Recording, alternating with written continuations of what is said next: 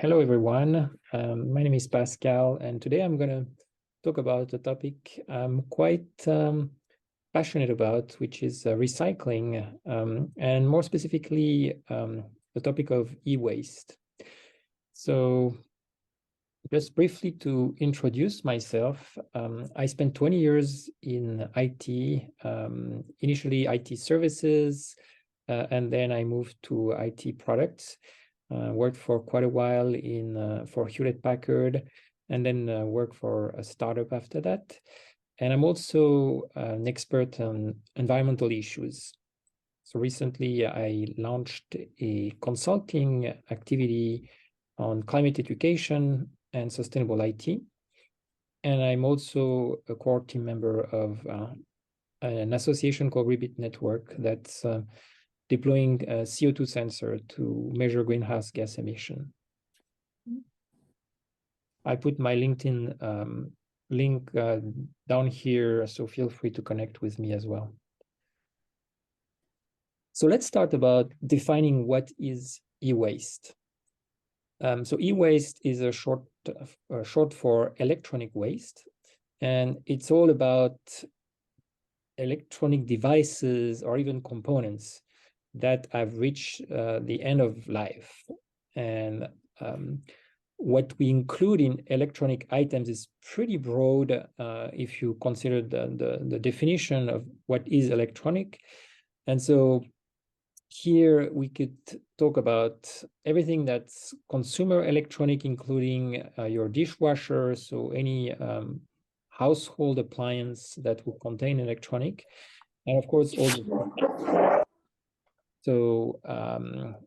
cell phones, laptop, etc., and any commercial equipment or industrial equipment that contains electronics. So the definition is very broad.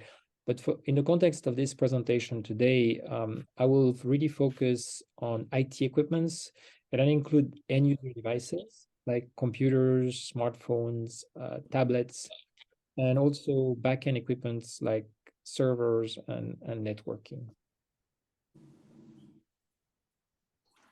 So in terms of impact, I'm going to spend the next few slides talking about really why should we care about this topic. The impact of IT in general is pretty significant.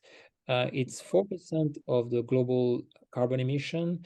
And if you look at that chart on the right side, it's a slice of the industry carbon emission because of the production of IT equipment, as well as a slice of energy supply because of the fact that running those equipment requires energy. And so if you look at energy in particular, it's 6% of global energy production. And out of those 6%, 4% is actually cloud related, cloud consumption related, and 2% is about the devices related. But the carbon emission themselves is about half of them are the end devices, are produced by the end devices due to their sheer number. And the other half is about the emissions from cloud providers. And to give you a comparison, just the flights, the emissions produced by flying is about 2% of carbon emissions. So it is not negligible at all. So I like to use just as a reference this periodic table showing what are the elements involved in producing a mobile phone to better visualize what we're talking about in terms of resources and resource consumption. So as you see, there's a lot of those elements. Some of them we're pretty familiar with: aluminum, some lithium for the batteries, cobalt, copper, and others are more rare earth elements like palladium that we don't hear as much, but are very prevalent in all the smartphone devices.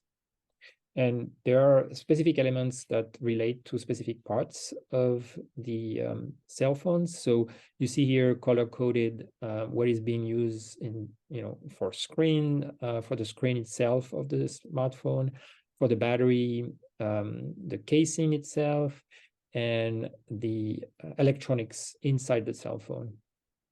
So a lot of those elements that all have to be somehow extracted and from the earth and processed and refined. So if you consider IT equipment, the first thing that we have to think about is the impact of resource extraction. All those minerals, they are extracted very often in conflict countries that have very poor labor laws, and it's all has a significant impact on health because a lot of these materials are very hazardous. And so it's not just the processing of e-waste, but it's also the resource extraction that has an impact, and it's also an impact on biodiversity and on land use of very sensitive areas in countries that don't have as stringent laws, environmental laws, as maybe here in the US. So one thing to think about as well is once you produce those devices and they reach their end of life, or you want to buy a new one, then the recycling rates are actually very poor globally. It's only about 17% of all e-waste that's being recycled. And one of the primary reasons is that it's not just difficult to recycle e-waste, it's also that people don't trust giving out their old devices for recycling because of security concerns. So they usually end up somewhere in a drawer in your house, and they only many times they just find their ways into the general trash program, general trash can, instead of being properly recycled. So another thing is, when they do end up being sent for recycling, very often they go into manual processes of recycling in developing countries, especially in Southeast Asia. And the handling of old electronics can create, it has been proven that can create damage to the brain, as well as birth defects and cancer. So there's a lot of exposure from people who are manually handling those devices without having the proper equipment, gloves, mask, etc. And very little of this e-waste processing right now today is automated. So just to give you a number, in 2019, 53 million tons of e-waste were generated, but we're expecting this number to grow to 75 million tons by 2030. So we're still in a significant growth curve. So we talk a lot about recycling when we talk about e-waste, but actually what we want is not recycling. If you look at this drawing, what we have today is a very linear process where everything that we take out from the earth is being used and then put in your trash and not being reused. So we moved to more of a recycling economy, which is sort of a halfway point where you decrease the amount of trash that's being just landfilled or incinerated, and you're able to reuse some of the waste for new activity, new products potentially.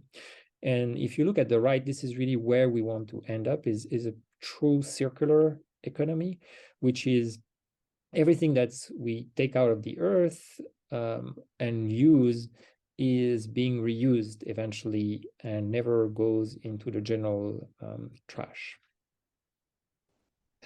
So in terms of electronics, there are actually two what I call the virtuous circles.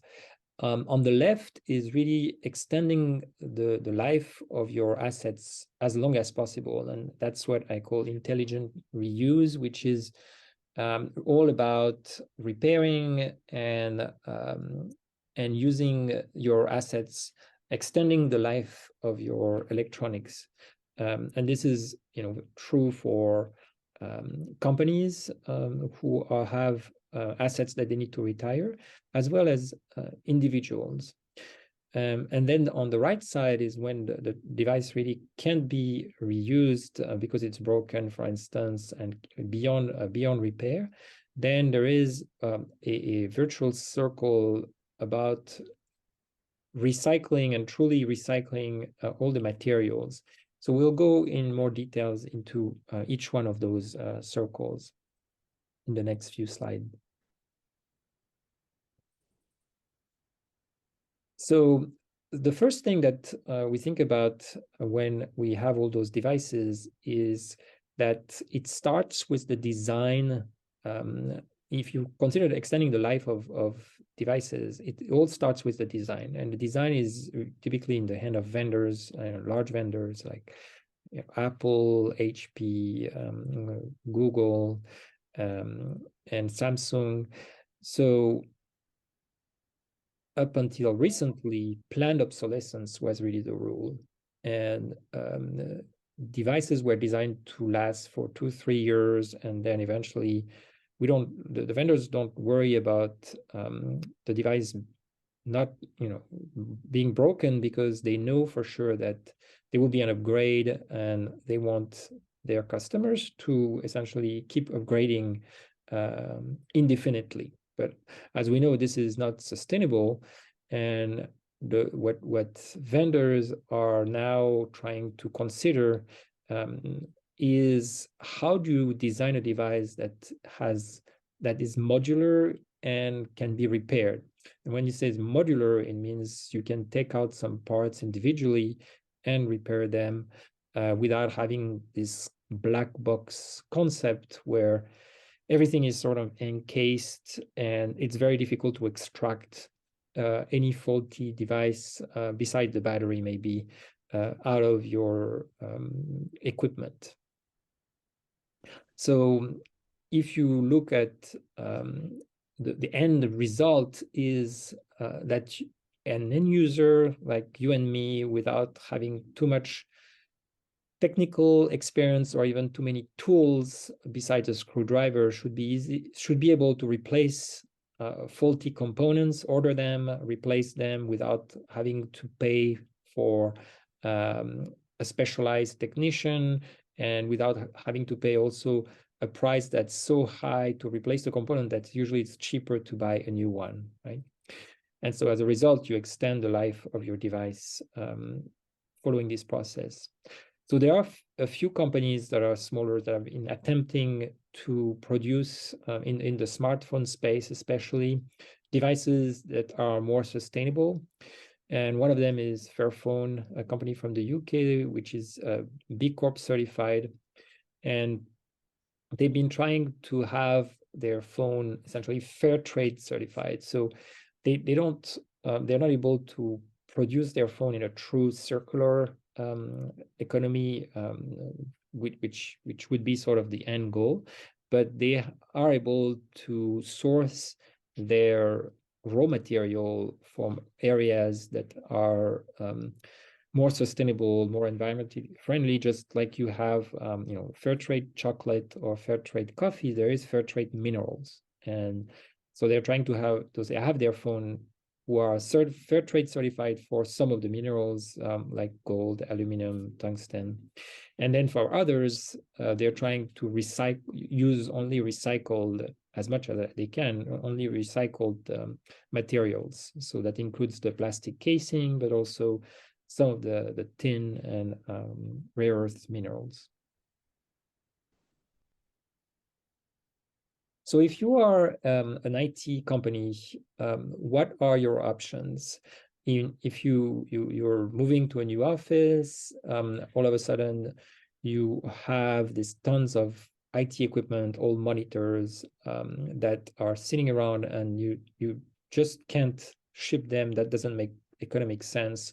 So you have to dispose of them, and that includes all computers that were in the cabinet, or just employees that are leaving the company and they have their own laptops. And so you need to do something about it. And there are a few things that these companies can do besides recycling, which is really the last option and the least effective if you consider how well we recycle today. The first one is called remarketing. And very often there are companies, IT asset management companies like First Base, that offer these services to first assess the value of IT assets, recondition them, and putting them back on the market. So it's kind of think of it like a lease model where equipment can be released to other customers based on the demand. And then these companies, obviously, they try to maximize the return on investment for their clients.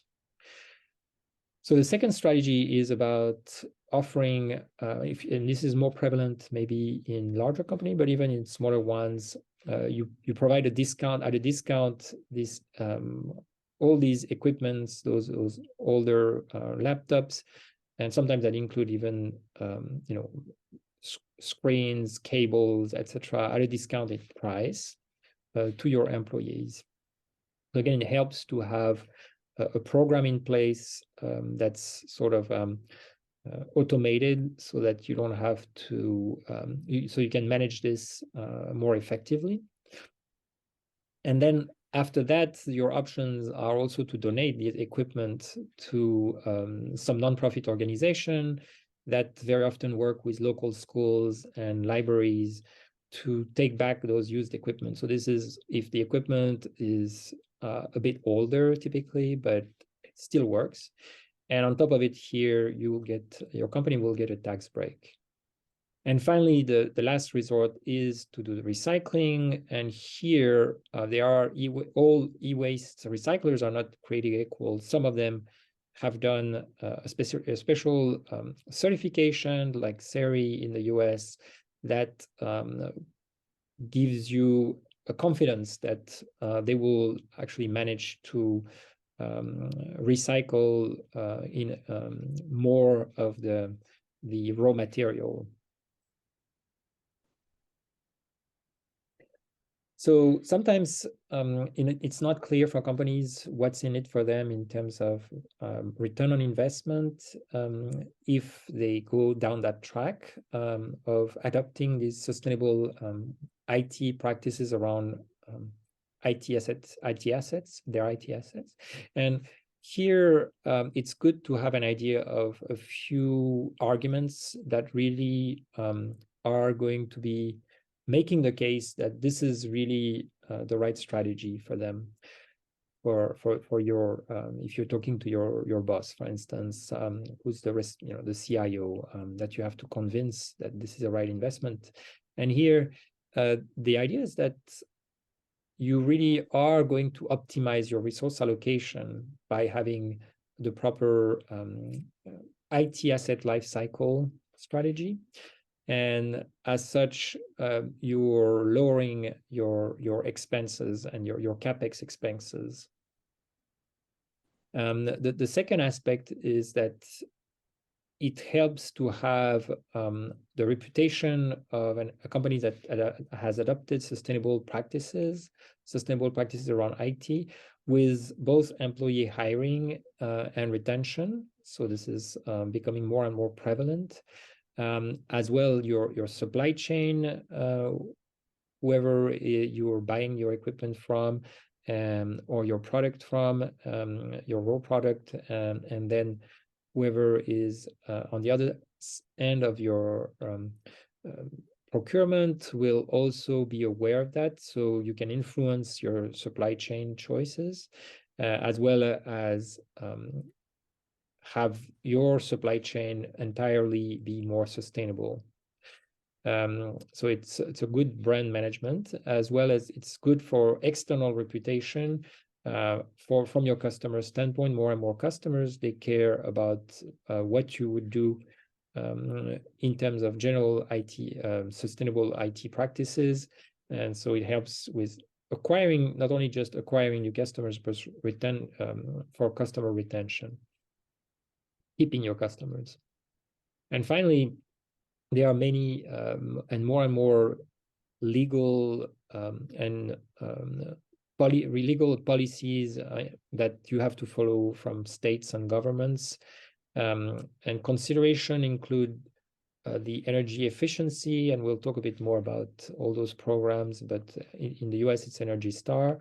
You have also e-waste management that you have to comply with in many countries, and as well as data security. So it's important to make sure that you have a solid process around scrapping out your older devices from any sensitive data, and not just wiping out the disk, but it's actually physical destruction of the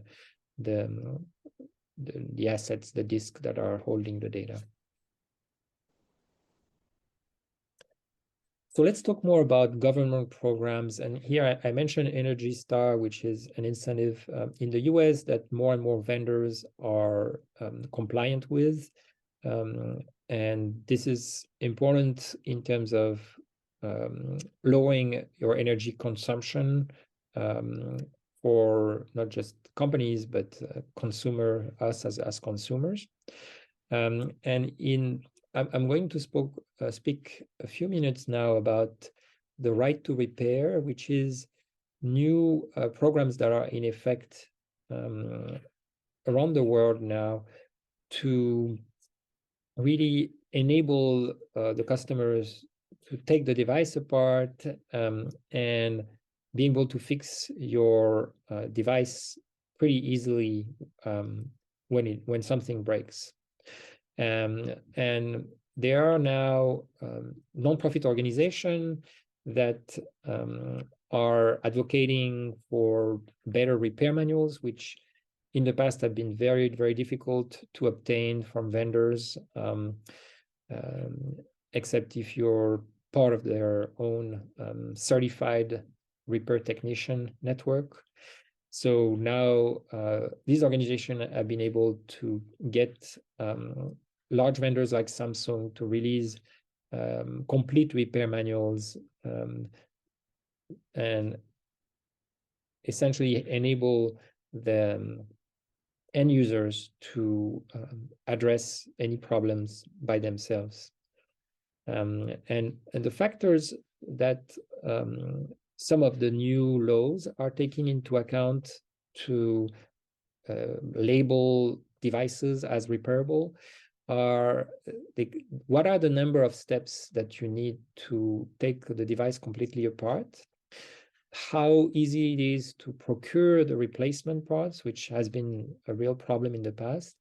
Another one is for a given device, how long the software updates are available. So if you think about smartphones, if you're using, for instance, Android, is your older device still supports the latest version of Android?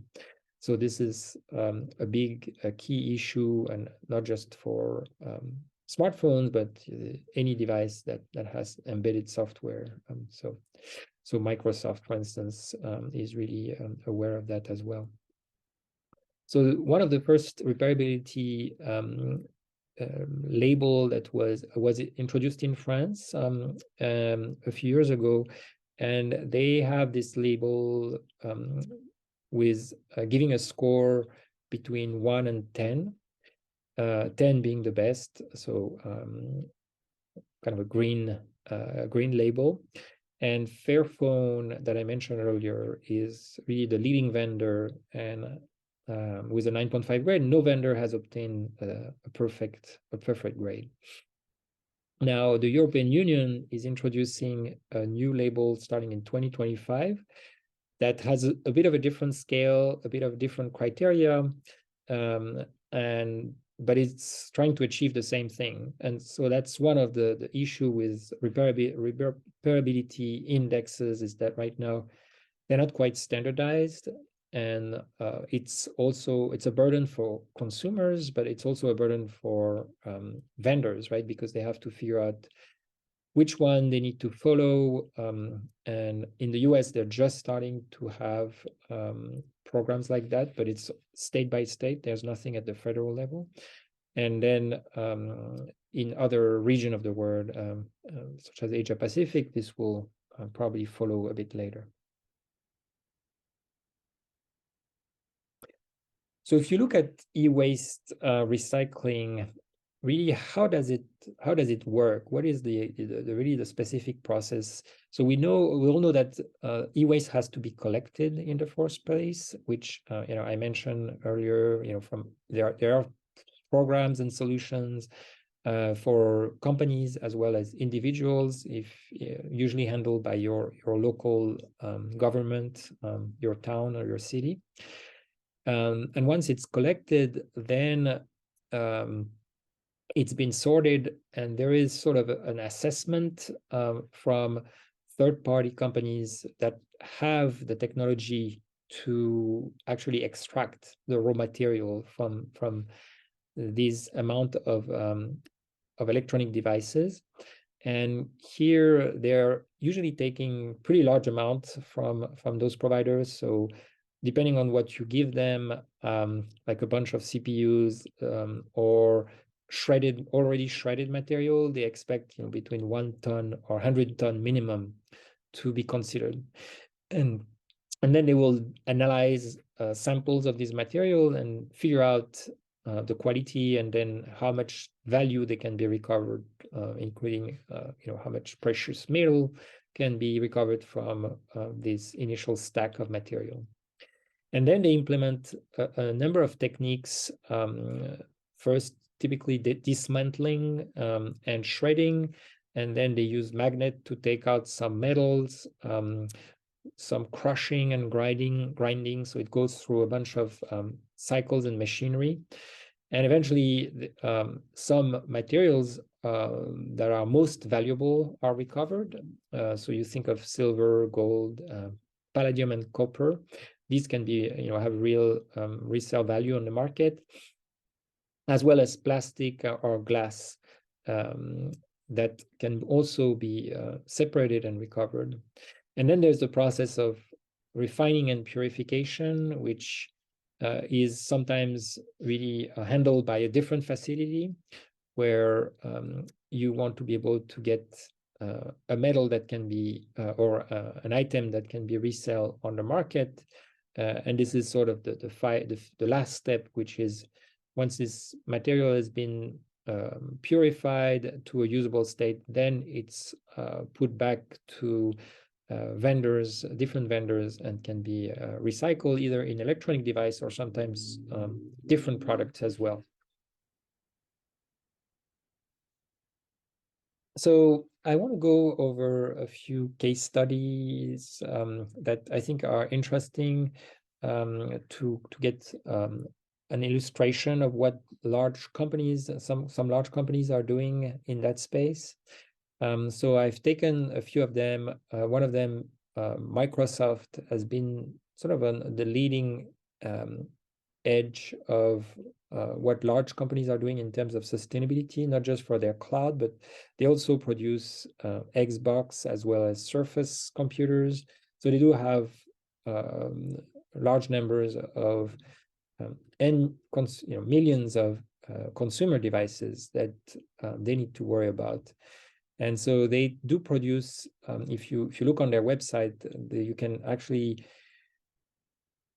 download the eco profile of any given product, and it will give you an assessment of how much recycled material has been used for a specific model, even down to a specific model of computer or device.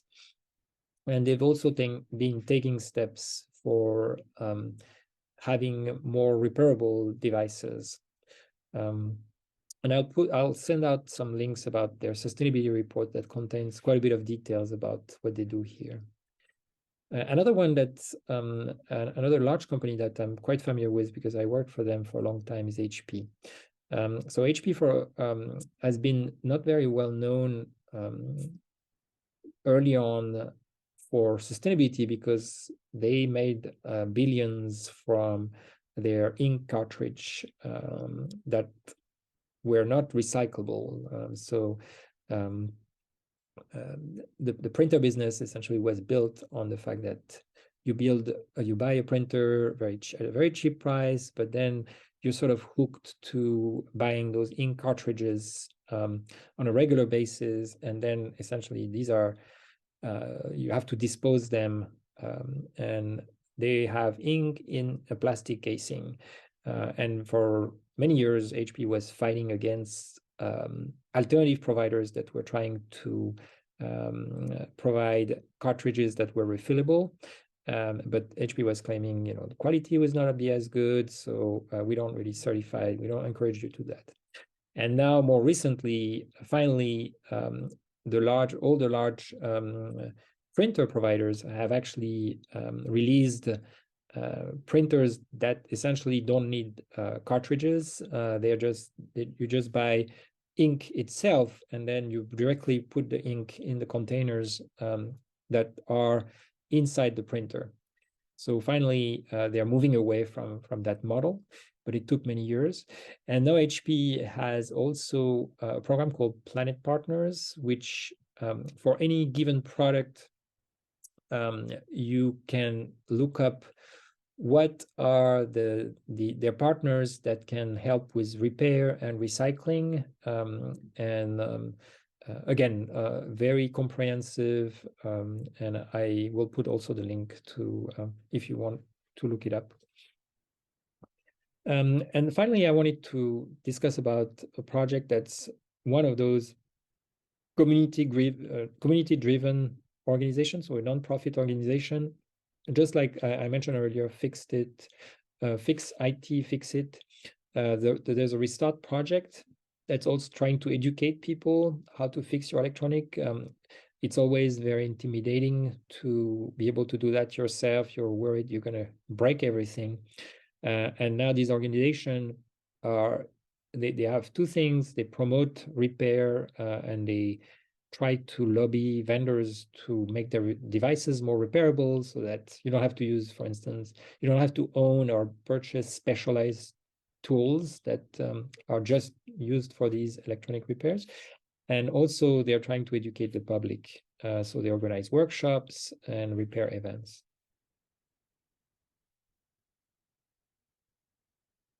So when we look ahead, what are some of the trends that we're observing in that space? One of them is being able to better source the material, and being able to better certify that the source is, quote unquote, fair trade. So we know that there's probably going to be, for quite a while, the need still for extraction of minerals to build electronics. But how do you make sure that these minerals are properly sourced, and how do you keep track of that? So there are new technologies like blockchain that can help with that, and it's been used not just for electronics, but also for many food items that are being processed. Another trend that I noticed was the fact that there is a big realm of processes and tools around IT asset management. But today, very often they were built in the years where circular economy was not a priority. And so how do you integrate all these new principles of having this full life cycle of IT asset management, not just when they're owned by the company, but full life cycle within the tools and processes that are dealing with general IT asset management. So that's still, I think that's something that will make a lot of progress in the next few years. And then on the government side, so we talked about repairability labels, which are right now not quite mandated, but once they are mandated, they will influence vendors to improve their repairability, because they don't want to have a bad label, or a red label on their devices. They want to have the green label that looks good for consumer to buy them. But it's not quite enough, and there are also a need for stricter e-waste disposal regulations. And if you combine the two together, that will move into the right direction. And finally, today, once the use of the recycling of e-waste is very manual, and as we said, that there's a lot of health exposure and dangers of manipulating electronics if you don't have the proper equipment. And so using more automation to recycle those materials is going to be a trend. So robotics can help. And here I put a picture of a robot used by Apple called Daisy that can disassemble the iPhones and recover some of the material for reuse.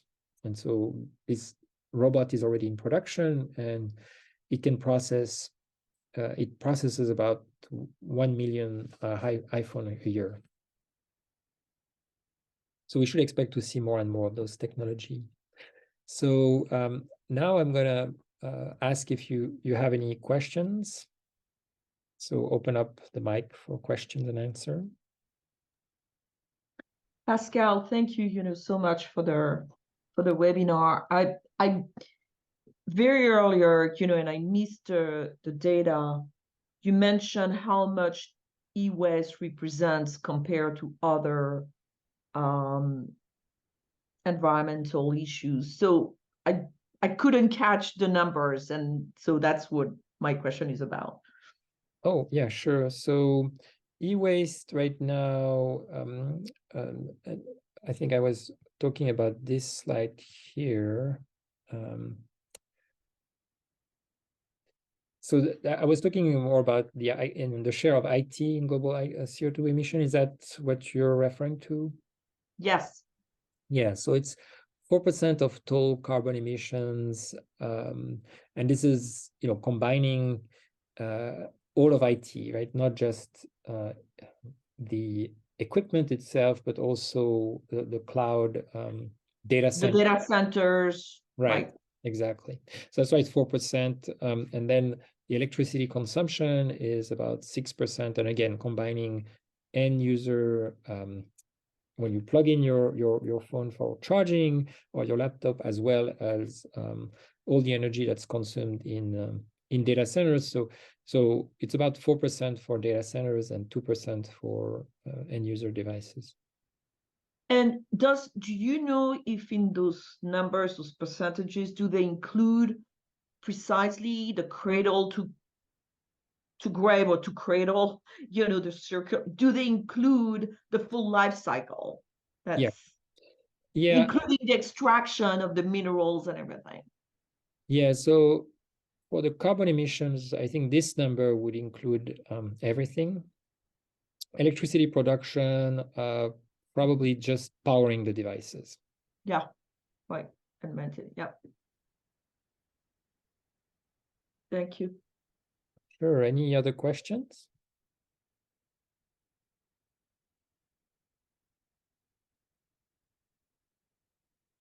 So if not, it feels there is a long way to go. Oh yeah, we're still in the very early stages of this. So thanks for attending this presentation first. And if you want to learn more about this topic, I offer 30-minute consultation, and I put the link here. I'll send you also this information over email after the presentation. And I also offer climate education workshops based on the climate fresk.